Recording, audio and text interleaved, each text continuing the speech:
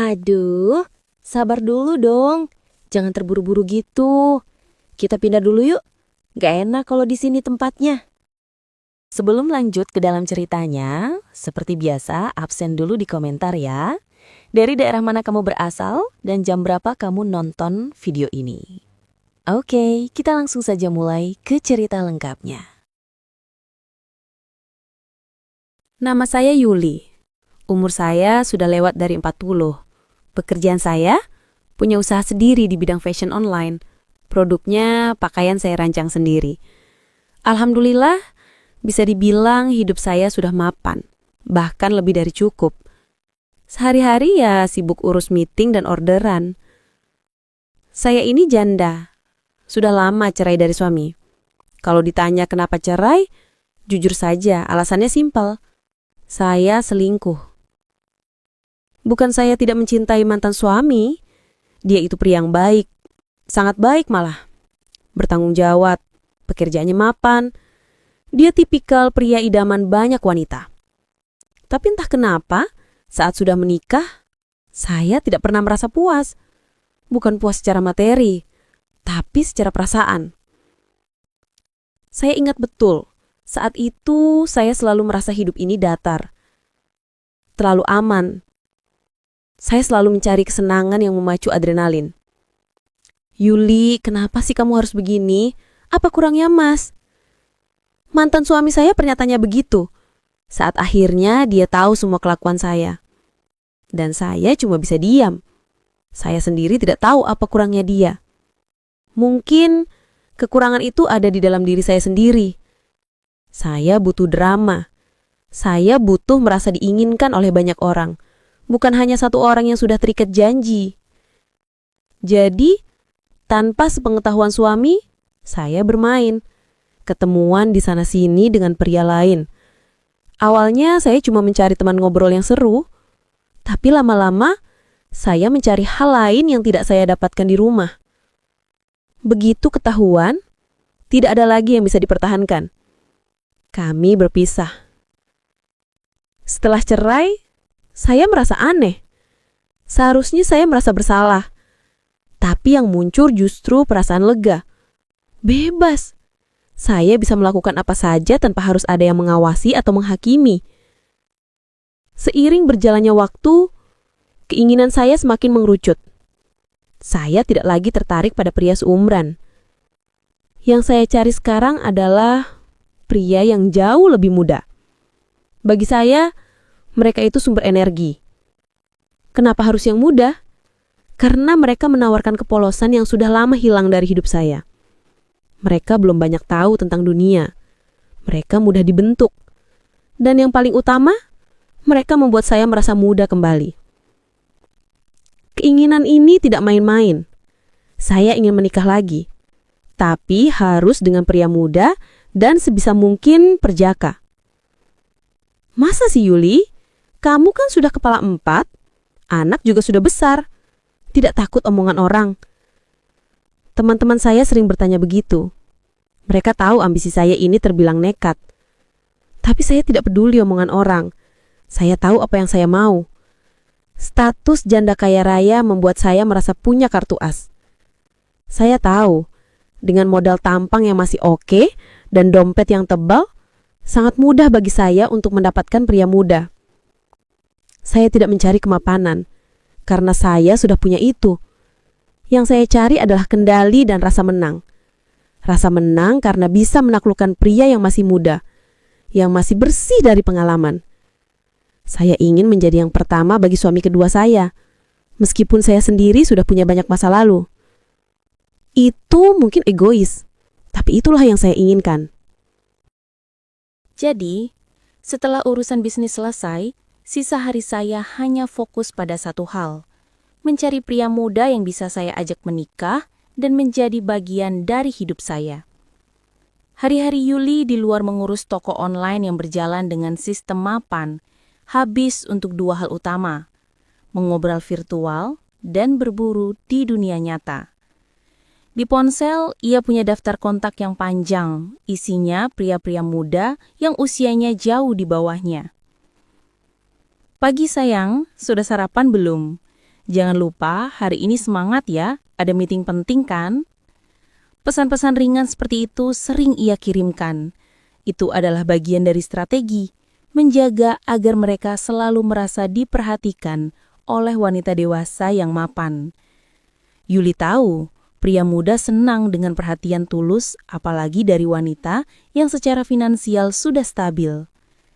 Obrolan chatting ini adalah pemanasan, memastikan stok perhatian selalu terisi. Tapi mencari jodoh untuk menikah tidak bisa hanya lewat layar. Yuli butuh interaksi langsung.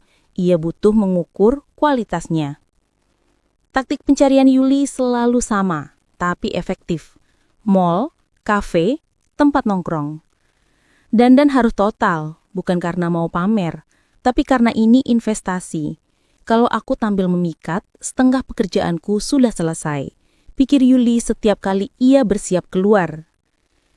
Ia berpenampilan rapi, stylish tapi tidak norak. Rambutnya ditata, tasnya bermerek tapi tidak mencolok. Yuli mengerti psikologi pria muda. Mereka suka wanita yang terlihat berkelas dan anggun di saat yang sama. Yuli tidak pernah kesulitan menarik perhatian pria muda. Alasannya sederhana. Ia cantik dan ia memancarkan aura kemapanan yang kuat. Ketika Yuli duduk sendirian di sebuah kafe sambil seolah-olah sibuk dengan laptop atau ponselnya, matanya akan bekerja. Ia akan memperhatikan sekeliling, mencari target yang tepat. Ketika ia menemukan target yang dirasa cocok, tampan, rapi, dan terlihat muda, Yuli tidak akan ragu. Ia akan melancarkan aksinya dengan santai seolah tanpa sengaja. Maaf, boleh pinjam charger sebentar. Ponsel saya mati total padahal lagi ada urusan penting. Sebentar saja ya. Itu adalah salah satu trik klasik Yuli. Memulai percakapan dengan permintaan bantuan kecil yang tidak bisa ditolak. Setelah itu percakapan akan mengalir dengan sendirinya.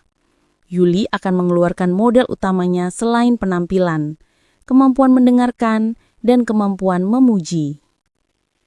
Wah, kamu masih muda, tapi auramu sudah terlihat seperti eksekutif muda yang sukses ya.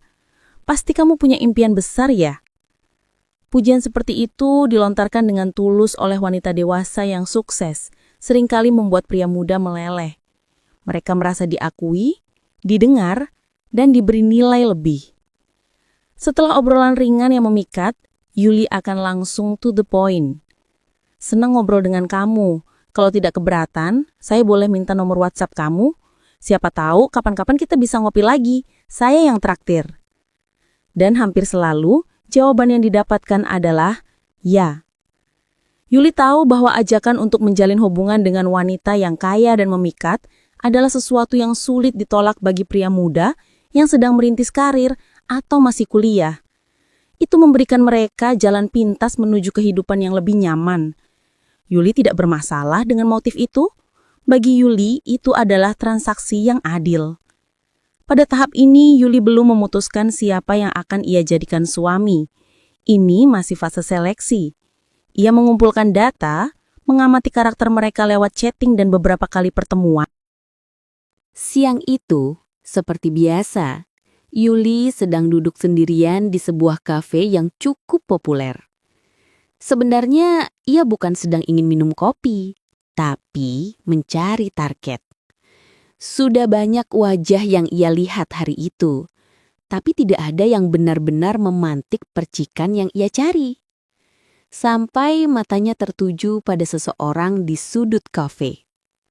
Namanya Dendi. Pria itu sendirian. Tampak sedang fokus pada layar laptop di depannya.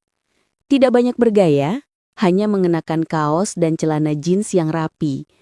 Tapi, ada sesuatu pada Dendi yang membuat Yuli langsung merasakan jatuh cinta pada pandangan pertama. Bukan cuma tampan, dia memancarkan aura bersih, polos. Yah, ini dia yang selama ini kucari. Dia harus jadi milikku. Bisik Yuli dalam hati. Impuls itu begitu kuat, sampai Yuli langsung menutup laptopnya dan mendekati meja Dendi. Yuli harus mengakui, ini adalah kali pertama ia merasa agak gugup setelah sekian lama bermain api. Biasanya ia santai, tapi kali ini terasa berbeda. Targetnya terasa begitu berharga. Yuli memulai aksinya dengan senyum paling memikat yang ia punya. "Permisi, boleh saya duduk di sini sebentar? Meja lain penuh, dan saya sedang menunggu teman," kata Yuli, padahal ia tahu persis, meja lain banyak yang kosong. Dendi mendongak, matanya melihat Yuli sejenak, lalu mengangguk sopan. "Oh, silahkan Bu," jawabnya singkat, kembali fokus ke laptop.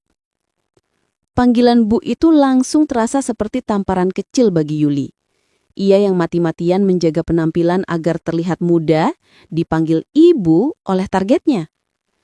Tapi ini justru menarik. Dendi sama sekali tidak terkesan. Yuli tidak menyerah. Ia mencari celah untuk membuka obrolan. Ia memuji kopi yang diminum Dendi, menanyakan apa yang sedang Dendi kerjakan di laptop. Dendi menjawab seperlunya, tetap sopan tapi menjaga jarak. Ia sama sekali tidak membalas flirtasi halus yang Yuli lontarkan. "Kamu sepertinya sibuk sekali. Pekerjaannya pasti berat. Atau ini tugas kuliah?" pancing Yuli sambil sedikit memajukan tubuhnya.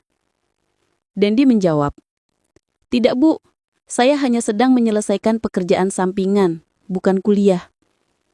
Respon Dendi itu membuat Yuli semakin tertantang. Pria ini beda. Pria muda lain yang pernah ia goda, begitu mendengar ia janda kaya, biasanya langsung nempel. Mata mereka langsung memancarkan ketertarikan, dan bahasa tubuh mereka menunjukkan kerelaan. Dendi, dia seperti tembok yang sopan. Tidak tertarik, tapi juga tidak kasar. Dia polos, mungkin juga terlalu polos sehingga tidak menyadari bahwa wanita di depannya sedang menggoda. Meski terkejut, Yuli tetap berhasil mendapatkan nomor WhatsApp Dendi dengan alasan klasik seperti, "Nanti kalau saya butuh bantuan IT atau urusan desain, saya bisa tanya-tanya ke kamu ya." Dendi memberikan nomornya, lagi-lagi dengan nada sangat profesional. Setelah pulang dari kafe, pendekatan Yuli berlanjut melalui pesan singkat. Yuli mengirim pesan yang sedikit lebih berani, mengarah pada hal-hal pribadi, mencoba memancing Dendi keluar dari zona nyamannya. "Dendi, kamu sudah tidur? Kok saya tiba-tiba teringat kamu ya? Senang ngobrol tadi. Rasanya sudah lama tidak ketemu pria semurni kamu."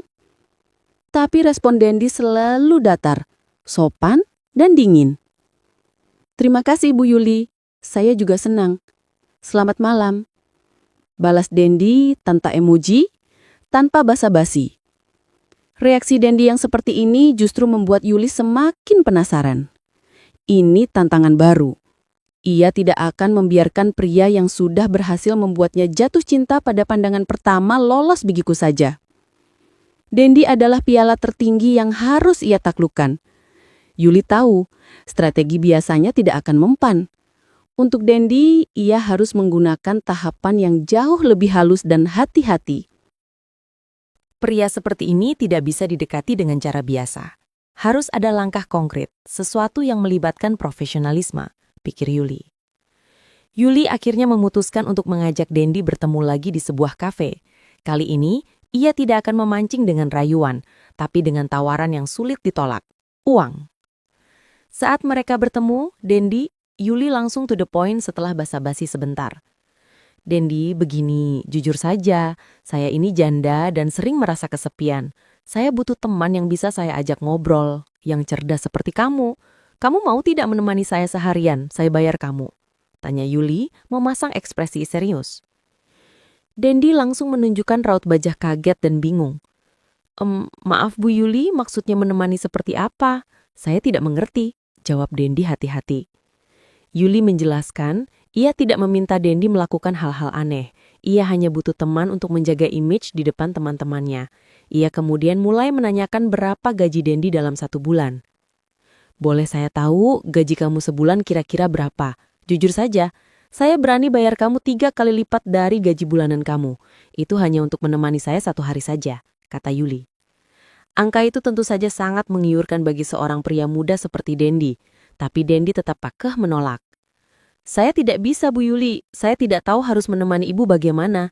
Saya tidak terbiasa menerima uang dari hal yang tidak jelas pekerjaannya. Dendi menolak dengan sopan.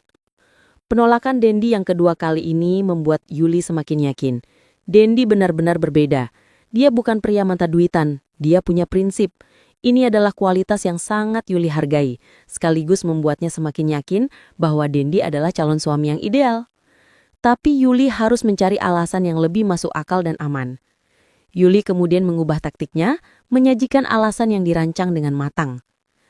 Dendi, jangan salah paham, uang ini bukan untuk hal aneh. Begini, minggu depan saya ada acara arisan besar dengan teman-teman sosialitas saya. Masalahnya, saya malu kalau harus datang sendiri sebagai janda.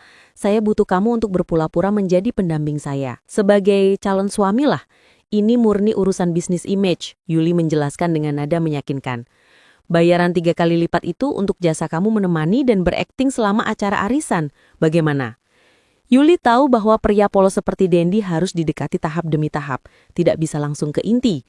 Meminta Dendi menemani acara formal dengan iming-iming uang yang besar adalah jembatan yang paling halus. Ini adalah cara untuk membuat Dendi masuk ke dalam lingkaran pertemanan Yuli, membuatnya nyaman berada di sisi Yuli tanpa harus merasa terancam oleh rayuan. Mendengar penjelasan yang masuk akal dan melihat jumlah uang yang ditawarkan, Dendi akhirnya melunak. Baiklah Bu Yuli, kalau hanya menemani Ibu ke acara arisan teman-teman Ibu, saya bisa bantu. Tapi saya janji tidak akan mengecewakan Ibu, Dendi menyanggupi. Yuli berhasil. Ini adalah langkah maju yang signifikan. Uang itu hanyalah alat, alasan arisan itu hanyalah topeng. Yang terpenting, Dendi sudah setuju untuk meluangkan waktunya seharian, di mana Yuli bisa mengenalnya lebih dalam, dan yang lebih penting, Dendi akan terbiasa berada dekat dengannya. Acara arisan sudah terlewati dengan sukses. Dendi menunjukkan sikap yang sangat profesional dan sopan, membuat teman-teman Yuli terkesan. Yuli merasa puas bukan hanya karena image-nya terjaga, tapi karena Dendi sudah melangkah lebih jauh ke dalam kehidupannya. Setelah acara selesai, Yuli tahu ia tidak boleh membiarkan momentum ini hilang. Dendi, jangan langsung pulang dong. Mau mampir sebentar ke rumahku? Aku mau kasih kamu bayaran dan kita ngobrol santai dulu, ajak Yuli. Dendi setuju. Di rumah Yuli yang besar dan terasa sepi, suasana menjadi lebih pribadi.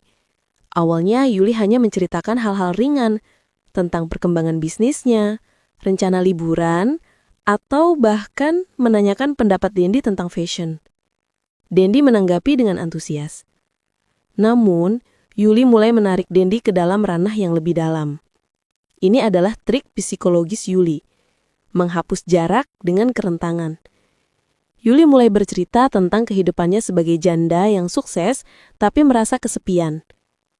Kamu tahu, Dendi, banyak orang lihat aku sukses, tapi mereka nggak tahu rasanya pulang ke rumah sebesar ini, sendirian.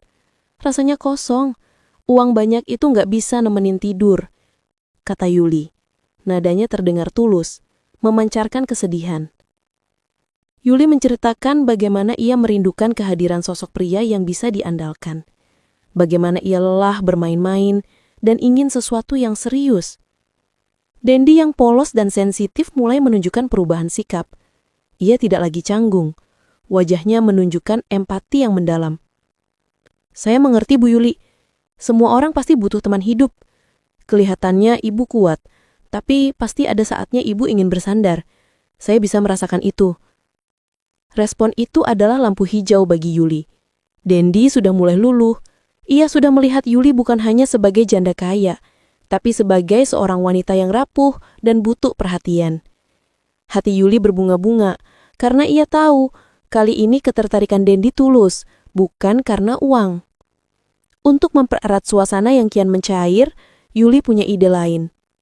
Aduh, kita serius terus, mending kita senang-senang sebentar.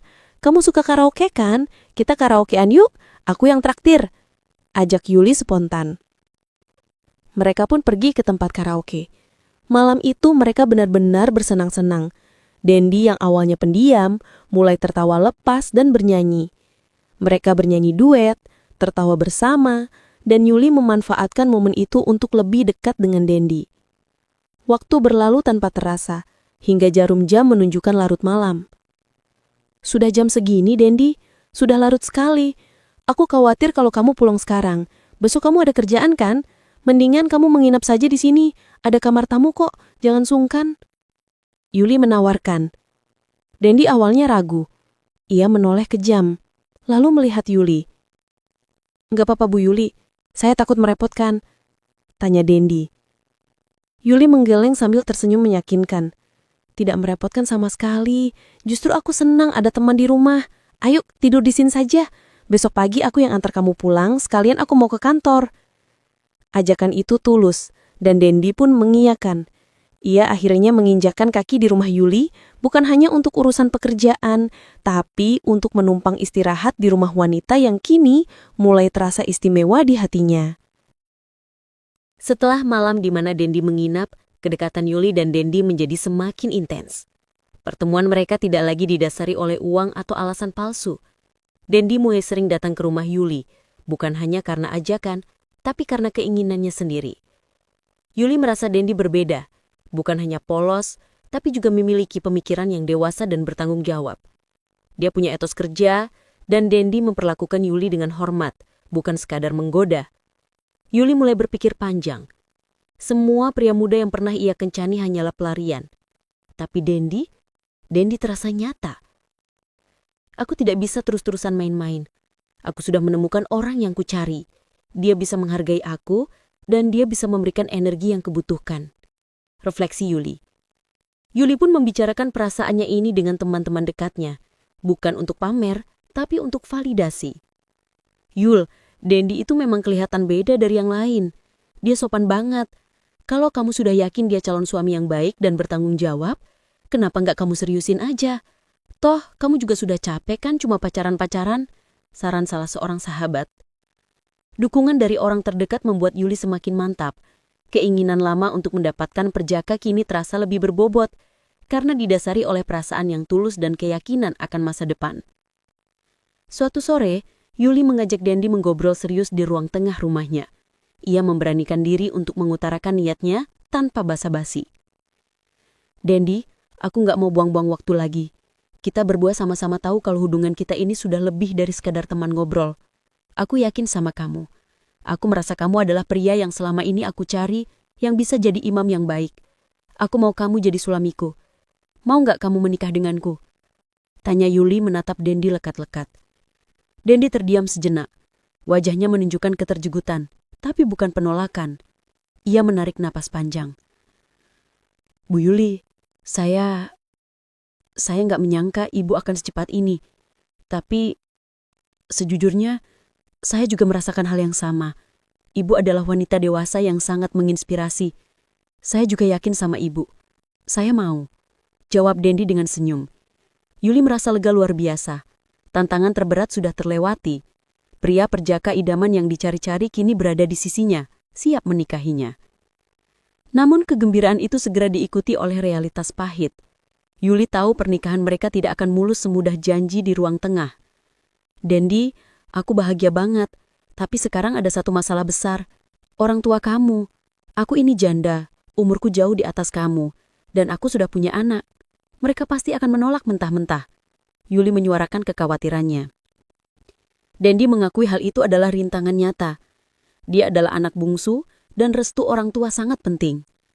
Saya tahu Bu Yuli, mereka pasti kaget dan mungkin menolak. Tapi kita sudah ada di titik ini. Kita harus menghadapinya bersama-sama. Kita saling menguatkan. Saya akan yakinkan mereka bahwa perbedaan usia dan status tidak ada artinya di depan keseriusan kita. Saya akan tunjukkan kalau saya bisa bertanggung jawab. Kata Dendi dengan suaranya mantap. Melihat ketegasan Dendi, Yuli merasa dikuatkan. Mereka duduk berdua, mulai menyusun rencana tentang bagaimana cara meyakinkan orang tua Dendi. Mereka tahu ini akan menjadi pertarungan panjang yang membutuhkan mental baja. Tapi kini, mereka adalah tim.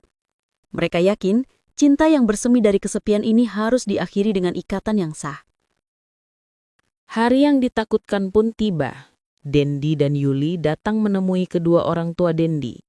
Yuli berdandan serapi dan sesopan mungkin, berharap penampilan dan kematangannya bisa melembutkan hati calon mertua. Tapi dugaan Yuli benar, pertemuan itu berjalan dingin. Dendi mencoba menjelaskan perasaannya, mengungkapkan keseriusannya, dan meyakinkan bahwa Yuli adalah wanita yang tepat.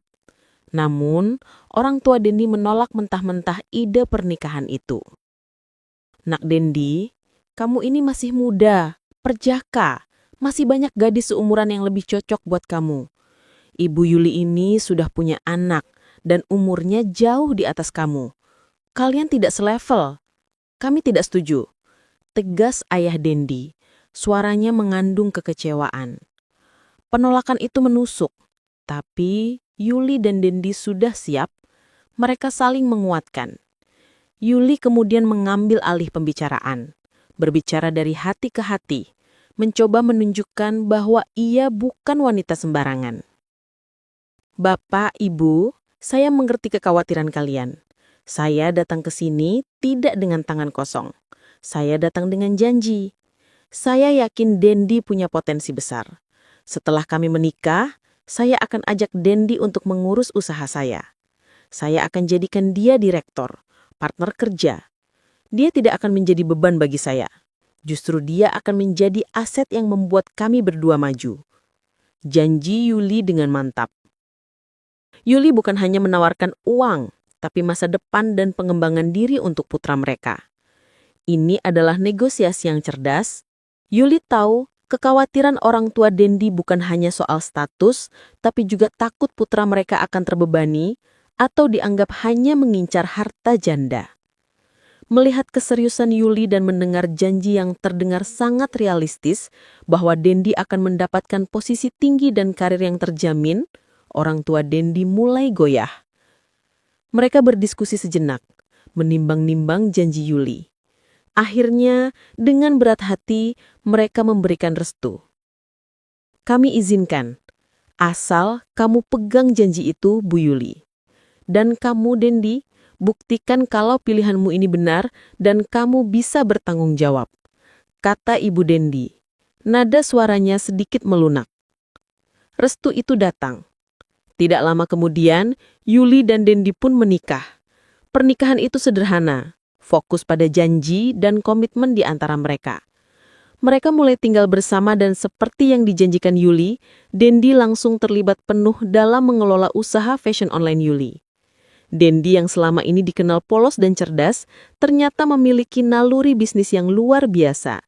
Dia membawa ide-ide segar, strategi pemasaran modern, dan mengatur sistem manajemen yang lebih efisien. Yuli bangga melihat suaminya yang masih muda bekerja keras. Dalam waktu yang relatif singkat, usaha Yuli berkembang sangat pesat. Omsetnya naik berkali-kali lipat dari sebelumnya. Yuli dan Dendi menjadi pasangan pengusaha yang sukses. Kesuksesan ini bukan hanya membawa kekayaan, tapi juga membungkam semua keraguan yang pernah ada. Ketika Dendi membawa Yuli mengunjungi orang tuanya, penampilan Dendi yang semakin matang dan karismatik, serta perkembangan bisnis mereka yang fantastis menjadi bukti paling nyata. Ternyata janji Ibu Yuli benar.